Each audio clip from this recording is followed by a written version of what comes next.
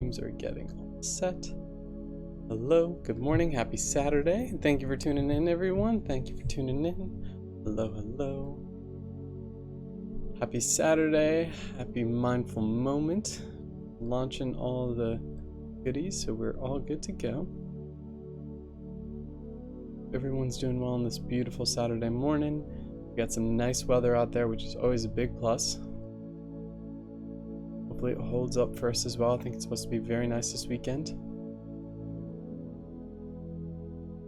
Beautiful. Hello, hello, good morning, good morning, good morning, good morning.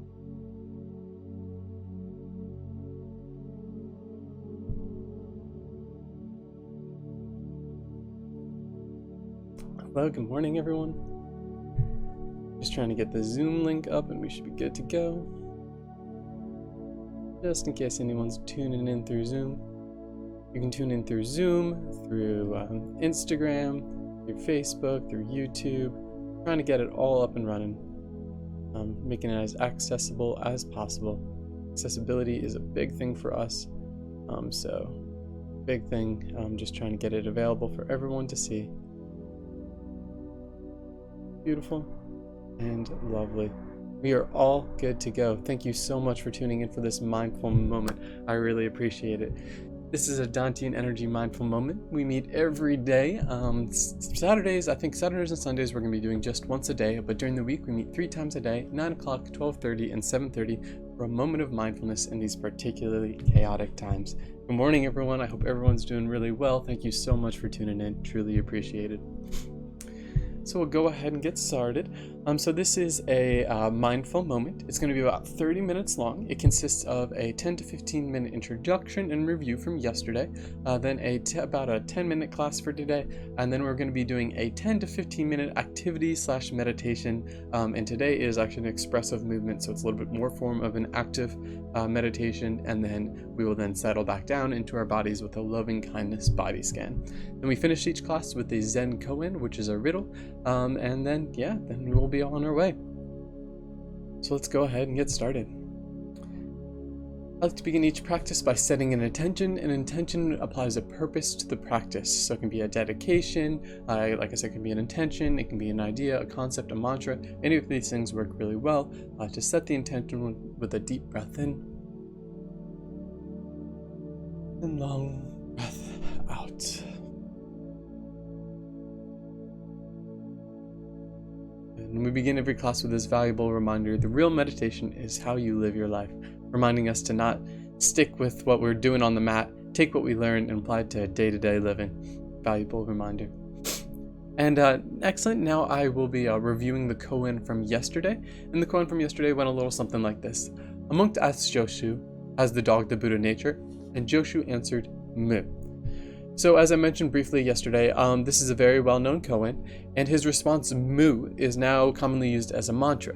From the Buddhist perspective, all sentient creatures have the Buddha nature, and particularly a animal such as like a dog, which has perhaps even a happier temperament. You would definitely say, yeah, of course the dog has the Buddha nature, right? Well, another version is also, how does the dog have the Buddha nature? By pushing him off the cliff. Okay, so again, koans are meant to have a degree of wit, a degree of humor, and so what are we really saying here? Well, I think on multiple levels, there's multiple levels to this koan. And on one level, this is about letting go of authority. Joshu, a Zen master, answering in a way that is apparently incorrect, is the first lesson to the young monk about listening to authority for simply authority's sake, right? Don't take things at face value just because someone from a position of authority. The other thing is mu, which translates to no or nothingness, is a key teaching. To fully understand life, we must begin to understand nothingness. The idea is perhaps that there is no has or who has not, that the dog does or does not have the Buddha nature, and that all things, all of conditioned existence, have the elements of mu, have the elements of nothingness. So even if we were to ask if this object is real, we're not asking a question of substance. Reality and nothingness, internal and external conceptions, have and have nots, are all ultimately illusionary, and we are united under a deeper nature. So that's my personal interpretation of this koan. I would love to hear your own personal interpretations as well. I think that's often one of the most fun parts, is sharing them. And next, I'd just like to remind of our working definition of mindfulness. Mindfulness is a combination of awareness, equanimity, and concentration. Awareness is the recognition of existence. I am, and I know that I am. Equanimity is the unconditional acceptance of what is now, non-judgment, non-reactivity. And concentration is the intention to keep in the mind's attention the cultivation of awareness and equanimity. I just love the flow of that sentence, the I-O-N, I-O-N, I-O-N. But yeah. Thank you so much for tuning in, George. I really appreciate it. Thank you. So for today's lesson is actually a pretty fun one. It's actually going to be shaking and dancing, which is a pretty fun topic of discussion, and it comes from this book right here, The Transformation, Discovering Wholeness and Healing After Trauma, James S. Gordon. He's got a whole kind of chapter on shaking and dancing, and that's where I derived the research from, as well as the activities. So we'll go ahead and get started. Let's talk a little bit about movements and its effects. So a movement in a textbook definition is a change in position or whatever, a change in place or position. But what movement really does is it melts our frozen bodies. It can also help us release emotions, raise energy, lift troubled mind, increase neurotransmitters, particularly serotonin, dopamine, and endorphins. It creates new neurons in the hippocampus, which is very important. It can also be shown to decrease anxiety, increase greater resilience, improve mood, relief and protection against depression, improved sleep and memory, and greater capacity and focus. So all of these things, research has supported movement has a positive effect on. We see in order to move. We move in order to see. William Gibson, one of the pioneering authors of the cyberpunk subgenre. So movement versus exercise. I just want to briefly touch upon what's the difference. Exercise, as someone who loves exercise is goal-oriented and goal-directed. I think that is a really valuable aspect of exercise that is accentuated by personal trainers and coaches and all that kind of stuff, but is also the kind of where we make the difference in movement versus exercise for our purposes.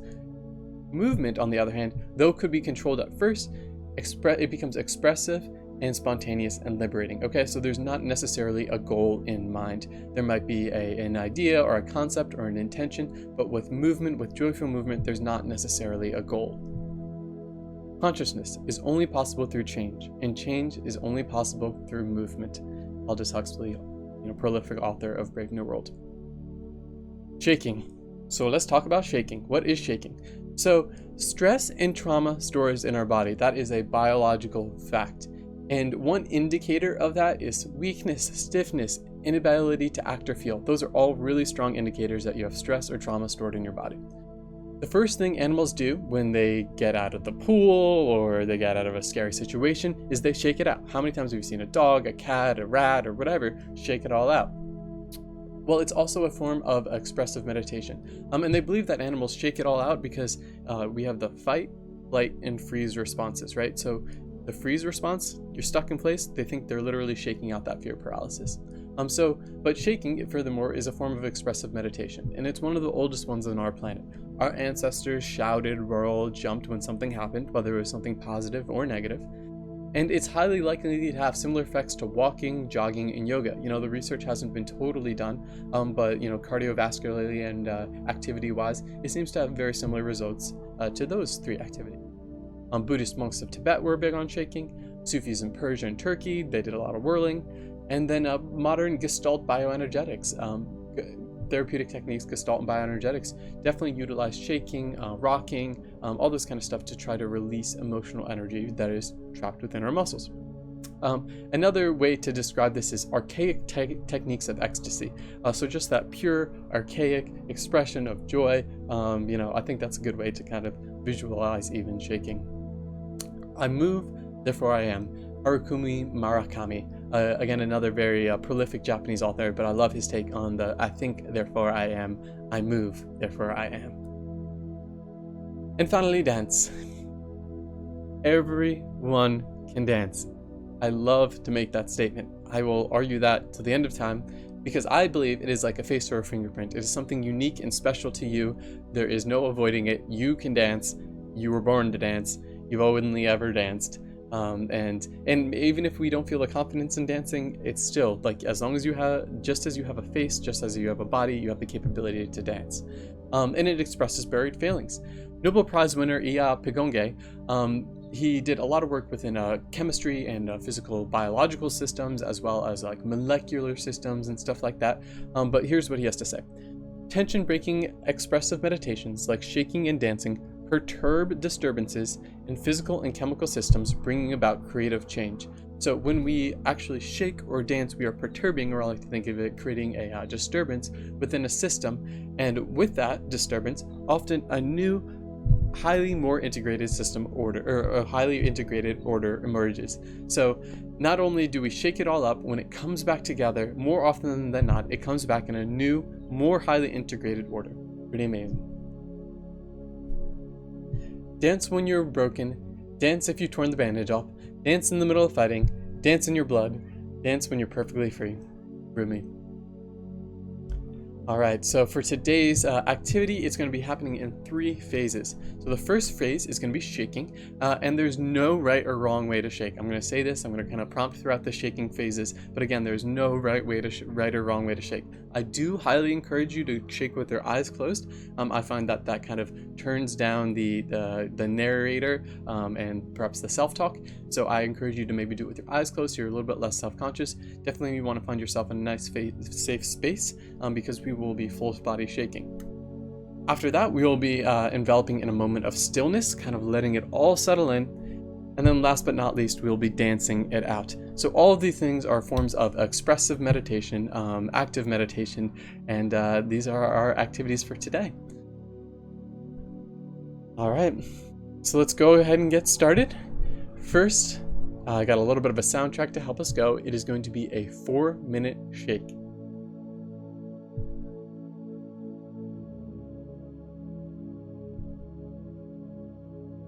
All right. So hopefully the music makes it a little bit easier. Let's just start to shake it out. You want to start at your feet. That's the key. Gotta be shaking from the bottom up. Shake the feet, up the legs, the knees, the hips. Get the torso shaking, chest, arms, neck, jaw, letting go of any tension in the jaw, really shaking out the arms, the neck. There is no right way to shake. There's no wrong way to shake. Shaking safe. Shaking it all out. When we shake, we get deep into our bodies, our muscles, into our joints. I'm just letting it all release. This is an activity. There's a little bit of work, right? Shake it all out. You were born to shake.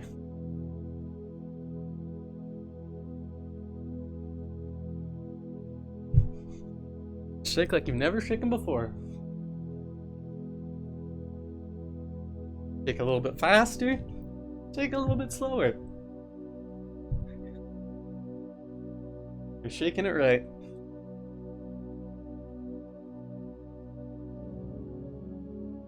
Good. Great shaking. We're maybe about halfway. You start to feel it now, right? Like, you said this was an exercise. And it is. We don't have a goal, we're just shaking. Happy to be shaking. Shaking it all out.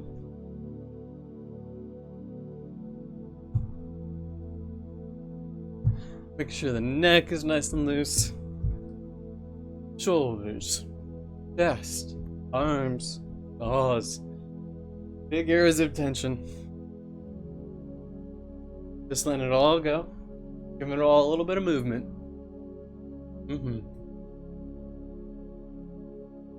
Gotta shake it out more often, I tell you.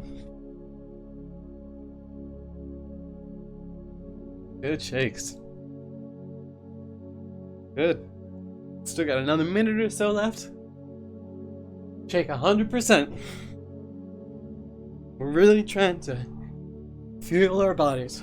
Feel into the holes of our bodies. Don't stop now. Just keep shaking. You got it.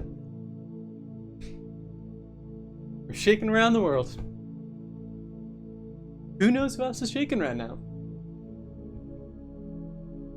Good. Just keep shaking. We're almost there. Maybe another 10, 15 more seconds. Just keep shaking.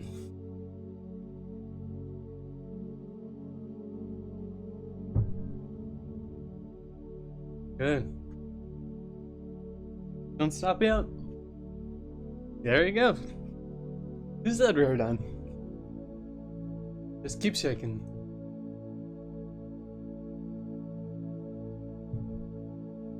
Good.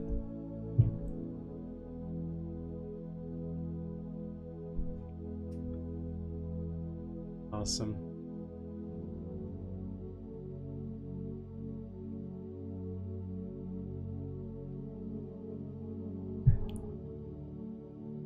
Thank you, Summer. I hope you enjoyed everyone shaking it out. Whew, look at my hair. Now, settle into a moment of stillness. So after shaking it out,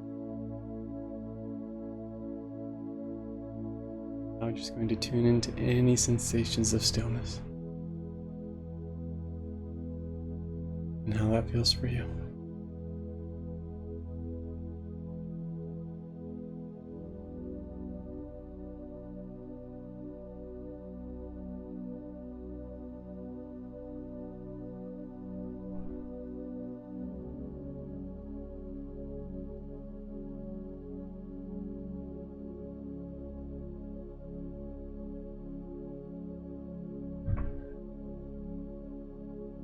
Good. I love that transition from the shake to still. It feels wonderful. And nice, last but not least, now we're going to express all those emotions, all those things that we kind of shook up in our body, and just let it all out with some dance. Feel free to close your eyes for this part too. We're going for the whole song, just letting yourself go. Express whatever you're feeling.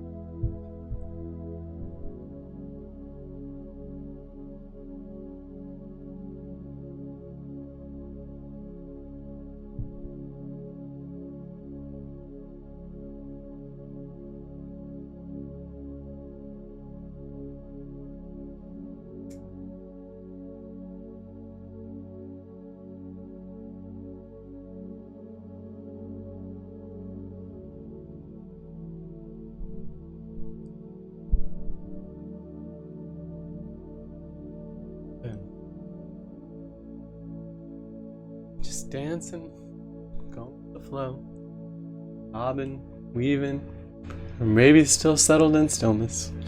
Just enjoying this time, letting go of any energy that we may have shook up, and just letting ourselves express it in a way that's best for us. Whatever way, it's all good.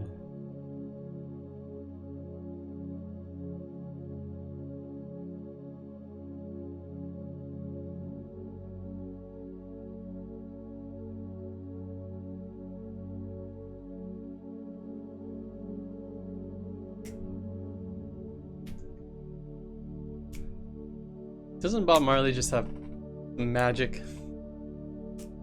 Make you feel better? Even in these tough times.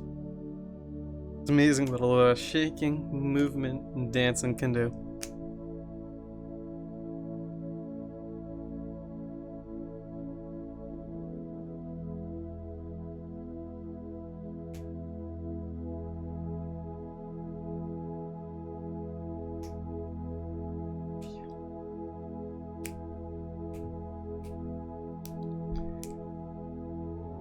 Yay! Thank you guys. I'm so glad y'all are participating. Shout out to Summer and Daniel for participating in person and letting me know. I hope everyone's dancing around. I think this is exactly what we need these days.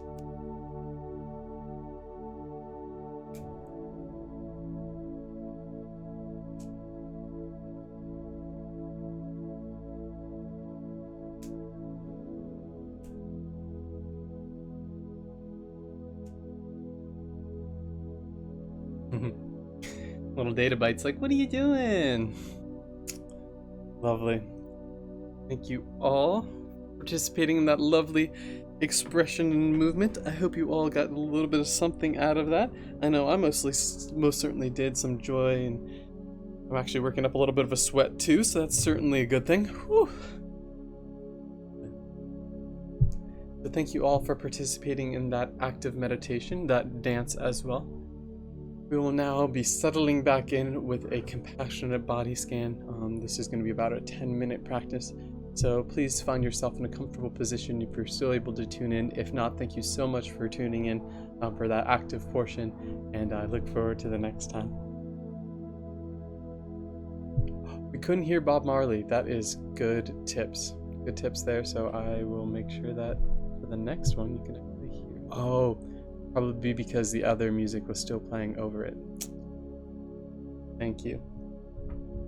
Got it. Okay, that's good info. For the next one, truly appreciate it. Alrighty. So now, let's begin by finding ourselves settled into a comfortable position. Today, we'll be doing a compassionate body scan, or a loving kindness body scan meditation.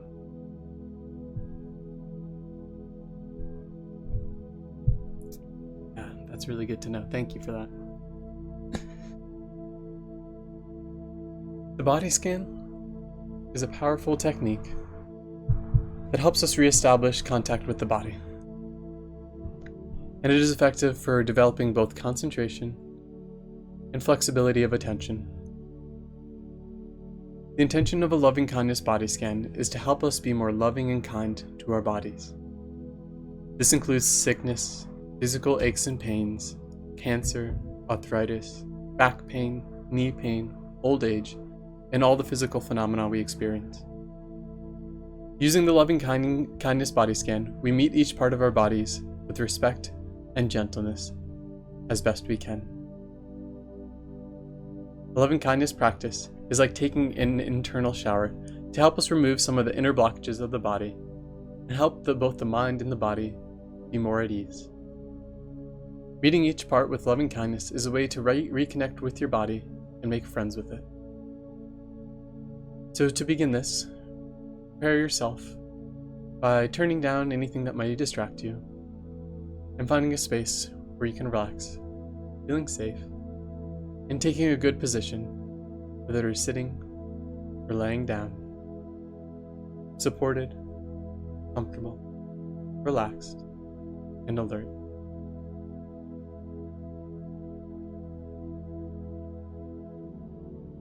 It is common to find your mind wandering when you are doing a loving kindness body scan. Just notice this. When it happens, observe where your attention has gone, and then gently bring it back to the region we are focusing on. As we move through the body, if we notice any pain, notice that precisely, noticing the qualities of the sensation, and then treat the sensation with as much kindness as you can, and we'll keep going with the meditation. This practice teaches us how to respond to unpleasant sensations by acknowledging them and moving on without getting stuck or making up a story about them. In certain parts of the body, it is common not to feel any sensation at all. Simply allow your attention to remain in these areas for a few moments. Relax, be at ease, and then move on. So let's begin the meditation practice. If you would like, let your eyes close and begin by settling into your body, gently noticing a general sense of the position of your body and the flowing sensations just as they are right now. You can trust that you have already everything you need to be present and mindful to do this loving kindness body scan. Now take a deep breath.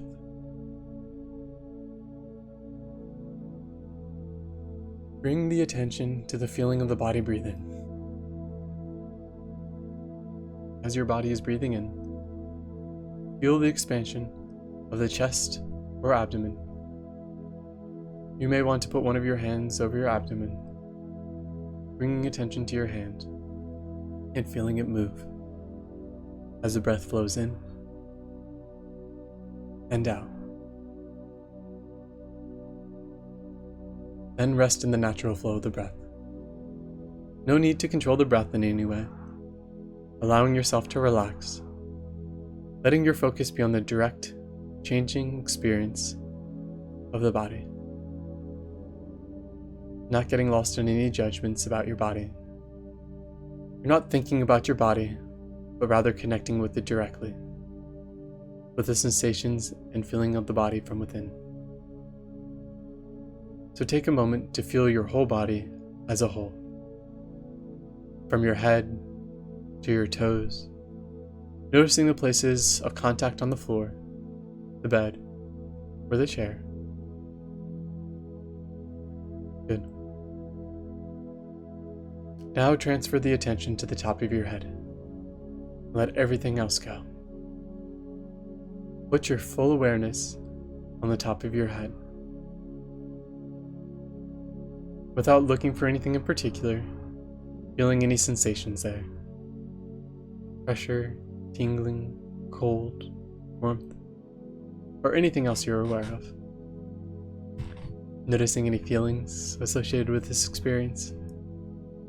Pleasant, unpleasant, neutral. Once we acknowledge the feelings that arise in you, turn your mind towards loving kindness. Repeat a phrase such as these: may the top of my head be at ease. If you're experiencing any pain, you could say, may my head be free of pain, free of any tightness, free of any pressure. May my head be relaxed and at ease. Visualize your head when you are repeating one of these phrases, or just rest in the feeling of kindness towards your head. Now, shifting attention from your head, solely attention to your eyes, noticing sensations, movements, being aware of any color or light. Do you feel your eyes? Are they tired or heavy? If you have an eye problem, can you in this moment meet that difficulty with kindness? Perhaps feeling a sense of gratitude for your eyes, even for your eyeglasses, for allowing you to see the world and to move around more easily. Sending loving kindness phrases. May I appreciate my eyes. May my eyes be healthy and well. May I accept my eyes in whatever condition they are. In this moment, may I see my life with clarity and balance. Now, shifting awareness to your ears, feeling appreciation for being able to hear, saying, may my hearing be clear and crisp. For those wearing hearing aids, may I have gratitude for the technology that has created the device to allow me to hear. Good. Now, shifting kind attention to your nose, feeling the air coming in and out the tip of your nose, being grateful that you are able to breathe. Perhaps feel the air on the back of your throat and rest in gratitude. Bring your attention to your lips, jaw, mouth, and tongue. Appreciate how they all work together in talking, chewing, smiling. Noticing if you have any feelings of tightness or holding in the jaw. Relaxing, loosening the tightness as best you can. What is the position of your tongue at this very moment? Allowing for any tightness in your tongue to melt away.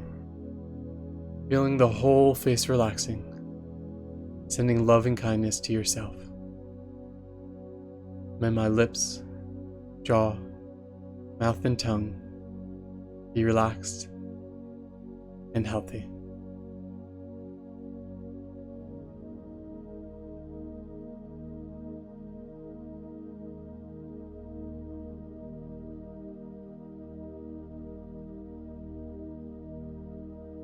Good. And now, taking a couple more deep breaths.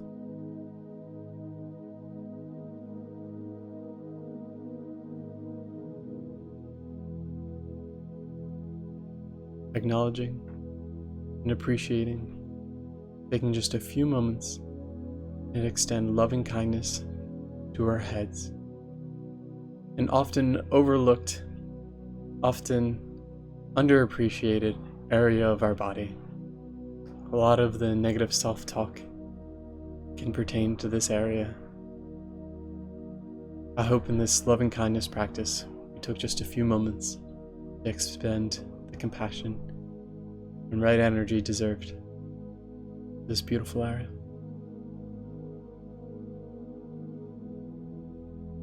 And as we continue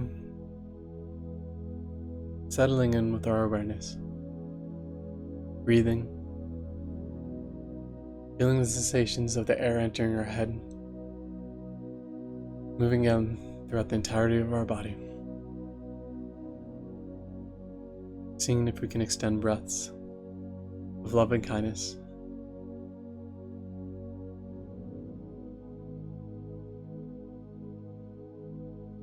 Gently expanding our awareness with the breath from our heads, the entirety of our bodies, and the rooms around us, and our environments. Taking a moment again of appreciation and gratitude for extending loving kindness to our heads, and saying thank you for the opportunity, for the expressive movements and dancing and whatever we did throughout the entirety of our bodies. Thank you.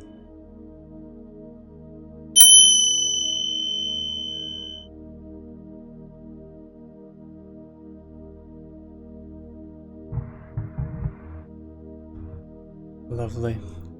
So thank you all for taking a moment to settle into that compassionate head scan. I wasn't exactly sure how much time we would have, so I kind of kept it in a scan in the head, which I think was good because we did a lot of movement in the lower half with the shaking and dancing. So to then extend again some compassion back to the head, and we'll say even to the mind, was probably a wonderful exercise. And nice, I would like to finish up this quote. There's a vitality, a life force, and energy, a quickening that is translated into action. And because there is only one of you in all of time, this expression is unique. And if you block it, it will never exist throughout any other medium, and it will be lost. Martha Graham. And now we will end each class with our parting words of wisdom, Zen Koan. When Nun Chiyono studied Zen under Buko of Angahu, she was unable to attain the fruits of meditation for a long time. At last, one moonlit night, while she was carrying her water in an old pail bound by bamboo, the bamboo broke, and the bottom fell out in the pail, and in that moment Chiyono was set free. In commemoration, she wrote the poem, "In this way that I tried to save the old pail, since the bamboo strip was weakening and about to break, until at last the bottom fell out. No more water in the pail, no more moon in the water." Awesome. So I will discuss my personal interpretation of that beginning of next class. It was an honor and pleasure getting to have you all tune in today. It meant the world. It was very nice. I hope you all got to enjoy the activity. I'm sorry the audio levels were not, perhaps you're like, what is Dan even dancing to? He's talking to about Bob Marley and I don't hear it, but that's all right. I just appreciate it. Thank you all for being here. I hope you get to take that energy with you throughout the day. It is an honor and pleasure. I wish you all the best ventures, much love, and I'll hang around for a little bit afterwards. Best ventures till next time. Thank you.